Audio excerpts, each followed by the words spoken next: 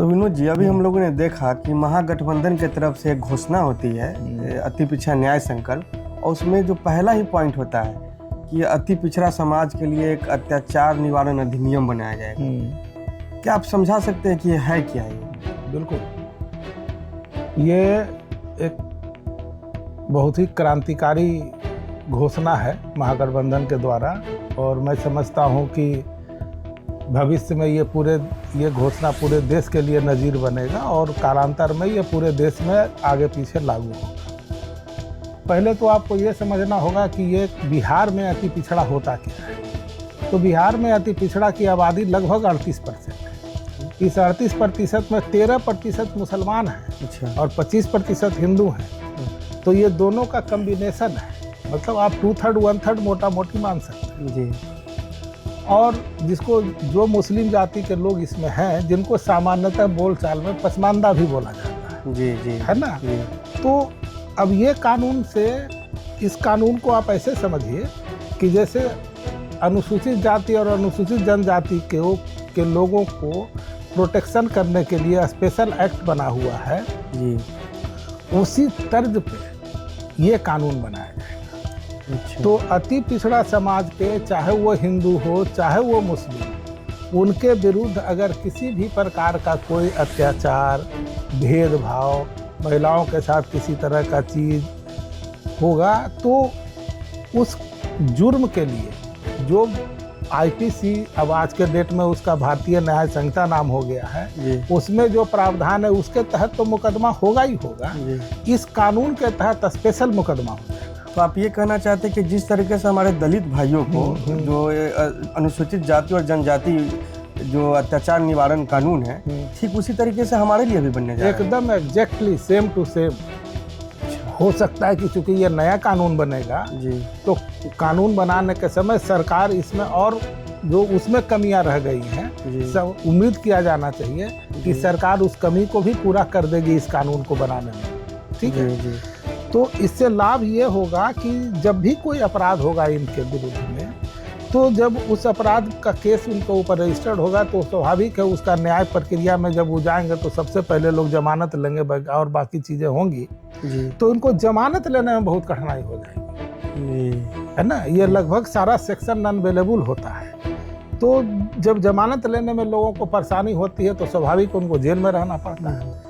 तो देखिए, समाज में कानून बनाया जाता है अपराध को नियंत्रण करने के लिए, भय का माहौल बनाने के लिए, मतलब इस चीज़ का एक कॉन्सेप्ट बनाया जाता है जी।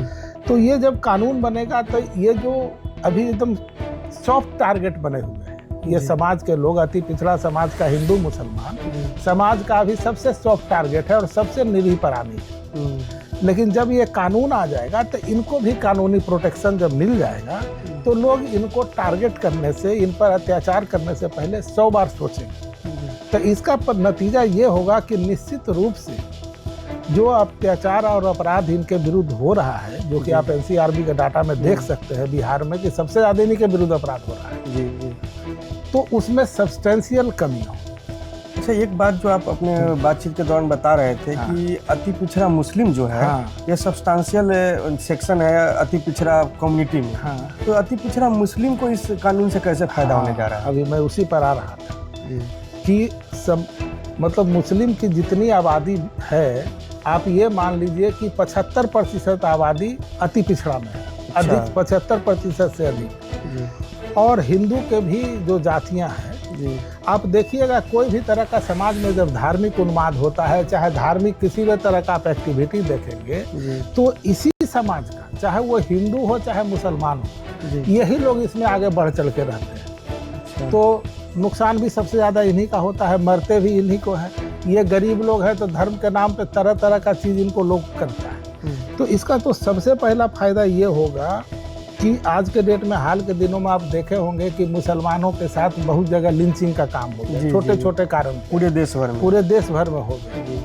तो अब अगर कोई लिंचिंग करेगा तो चूंकि इनको एक स्पेशल प्रोटेक्शन मिल गया, तो लिंचर्स के अगेंस्ट में कड़ा कानून होगा जी। तो ये इसको आप अप्रत्यक्ष रूप से बोल सकते हैं कि ये एंटी लिंचिंग लॉ है। जी, इसका डिमांड तो लगभग आज़ादी के समय से ही मुसलमान कर रहे थे। जी, जी। लेकिन ये डायरेक्ट नहीं, लेकिन इनडायरेक्ट रूप से, और मतलब इसमें सन्निहित है एंटी लिंचिंग लॉ, क्योंकि लिंचिंग जब भी होता है तो अति पिछड़ा मुसलमान का ही लिंचिंग हुआ है, और कोई अमीर मुसलमान का नहीं हुआ इस देश में। जी जी बिल्कुल। अब इक्का दुक्का हुआ होगा, लेकिन अधिकांश टारगेट ये रहते हैं, पहला चीज। दूसरा चीज कि चूंकि दोनों हिंदू अति पिछड़ा और मुस्लिम अति पिछड़ा, इससे इनको भाईचारा भी इनके बीच में बनेगा। जी जी।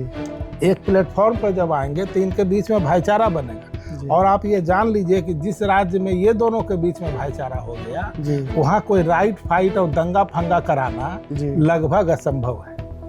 तो ये कई तरह से ये अद्भुत कानून है, और इसके लिए महागठबंधन इस चीज़ के लिए सोचे। इसके लिए वो निश्चित रूप से उनके सारे नेतागण, स्पेशली राहुल गांधी हैं, तेजस्वी जी हैं, और बाकी जितने नेता हैं, वो लोग धन्यवाद के पात्र हैं। तो आप ये बताइए कि अगर कोई अति पिछड़ा वोटर है, फर्स्ट टाइम वोटर है, और तो उसको आप क्या संदेश देना चाहते हैं कि ये महागठबंधन का जो संकल्प पत्र है, ये जब सरकार में आएंगे तभी लागू होगा, तो एज अति पिछड़ा वह क्या करे कि ये अति पिछड़ा निवारण जो कानून है वो कानून लागू हो पाए? ये बहुत अच्छा सवाल आपने पूछा। ये केवल जो नए वोटर बनेंगे उनके लिए केवल नहीं है, जो भी अति पिछड़ा समाज के वोटर हैं, ये उनके लिए ये जरूरी है कि ये चीज़ तभी लागू होगा जब इसको घोषणा करने वाला महागठबंधन की सरकार बने। बिल्कुल। जब तक ये सरकार नहीं बनेगी तब तक ये कागज का टुकड़ा है। तो ये अति पिछड़ा समाज के सभी की जिम्मेवारी है कि वो हर तरह का राग द्वेष दुनिया जहान भूल के इस चीज़ को लागू कराने के लिए अपना जी जान लगाए, और उस सरकार को बनाने के लिए जी जान लगाए। तो न केवल महागठबंधन को स्वयं वो सरकार में लाने के लिए प्रयास करें, बल्कि अपने स्तर से हर अति पिछड़ा वर्ग के व्यक्ति की जिम्मेवारी, नैतिक जिम्मेवारी है कि वो अपने इर्द गिर्द अधिक से अधिक लोगों को प्रेरित करें कि जिससे कि महागठबंधन का सरकार बने। ये बहुत ज़रूरी इसमें करना है। और इस चीज़ को एक और मैं इस चीज़ के बाद बताना चाहता हूँ कि एक समाज में एक परसेप्शन बना हुआ है कि हमारे जाति के लोगों को, हमारे फलाना लोगों को टिकट नहीं दिया। ये बात बहुत होती है, और इससे लोगों में बहुत तरह का नाराजगी और ये होता है। ये लोगों को समझना है कि हमको विधायक बनाना है कि हमको समाज बनाना है। अगर आप समाज बनाने की बात करते हैं तो जो भी हमारा समाज बनाएगा वो हमारा शुभचिंतक। विधायक और मंत्री तो 75 साल से बन ही रहे हैं लोग। बिल्कुल। लेकिन समाज के लिए उन्होंने, समाज में कितनी गुणवत्ता परिवर्तन हुआ। अगर पूरे बिहार का इतिहास देखें तो एक कर्पूरी जी और पास्ट में श्री कृष्ण सिंह बिल्कुल, और भोला प्रसाद शास्त्री, ये 3 आदमी का योगदान है जिससे कि अति पिछड़ा का कुछ भला हुआ। श्री कृष्ण सिंह ने पिछड़ा वर्ग को 2 वर्ग में बांटा। ईबीसी 1951 में बन गया, और तब से बिहार में शिक्षा का में आरक्षण है। हालांकि इसकी बहुत ज़्यादा बात नहीं की जाती है कि कांग्रेस ने कैसे अति पिछड़ा के लिए पहला कदम उठाया। ये बिहार का नहीं, ये पूरे भारत में ही पहला कदम है। कि 1901 जिस रोहिणी कमीशन का आज बात हो रहा है, और जो कि अभी कागज पर ही है और जुमला ही माना जाएगा क्योंकि अब तक कोई कार्रवाई नहीं हुई है। बिल्कुल। वो काम चुपचाप 1951 में बिहार में श्री कृष्ण सिंह ने, तत्कालीन मुख्यमंत्री ने लागू कर दिया था। पिछड़े वर्ग को 2 वर्गों में बांट दिया था, अनेक्सर 1, अनेक्सर 2। आज जिसको ईबीसी कहते हैं, एक्सट्रीमली बैकवर्ड क्लास, अति पिछड़ा वर्ग, उस समय 1951 में उनको अनेक्सर 1 कहते थे। है ना? और ये इसलिए किया, और ये चीज करके उन्होंने 1951 से ही ईबीसी के एनेक्सर 1 के बच्चा, जिसको ईबीसी कहते हैं, उनको शिक्षण संस्थान में 10% आरक्षण की व्यवस्था कर दी गई। तो सारा medical college, engineering college, science college, Patna जितना भी कॉलेज, बीएड, बीएड, सब जगह आरक्षण था। ये भारत में शिक्षा में तो आरक्षण इधर अर्जुन सिंह 2000 में, ये तो 50 साल पहले बिहार में लागू हो गया था। अब ये अफसोस है कि ये लोग को जानकारी नहीं है या कम है। उसके बाद देखिए जो आरक्षण लागू हुआ नौकरी में, जैसे कि कर्पूरी जी, जननायक कर्पूरी जी ने लागू किया, लेकिन उसको लागू करने के लिए जो मुंगेरी लाल कमीशन बनाया गया था वो कांग्रेस सरकार ने बनाया था। भोला प्रसाद शास्त्री मुख्यमंत्री, उनका बनाया हुआ था। अब किसी कारण से सरकार उनकी नहीं रही, नहीं तो मोस्ट लाइकली शायद ये आरक्षण भी कांग्रेस ही लागू कर दिया होता नौकरी में। जी। तो ये सारी चीज़ें इतिहास में हुई हैं, और इसलिए ये जो कानून जो फिर महागठबंधन के लोग इस तरह के कानून ला रहे हैं, ये निश्चित रूप से मील का पत्थर होगा, और अति पिछड़ा समाज में सामाजिक मनोबल बढ़ेगा। उनको जब मनोबल बढ़ेगा तो निश्चित रूप से प्रगति करेंगे वो। बहुत बहुत धन्यवाद सर। आप सुन रहे थे अभी सोशल एक्टिविस्ट विनोद जी को, जिन्होंने बताया कि कैसे अति पिछड़ा जो अधिनियम है उसके आने से अति पिछड़ा समाज को सामाजिक सबल मिलेगा और सम्मान की ज़िंदगी जी पाएंगे, और उनकी सामाजिक तरक्की, राजनीतिक भागीदारी, सब चीज़ इससे सुनिश्चित होगी। बहुत बहुत धन्यवाद।